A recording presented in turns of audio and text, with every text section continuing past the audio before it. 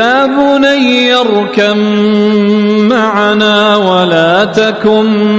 مع الكافرين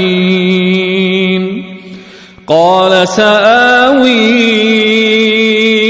إلى جبل يعصمني من الماء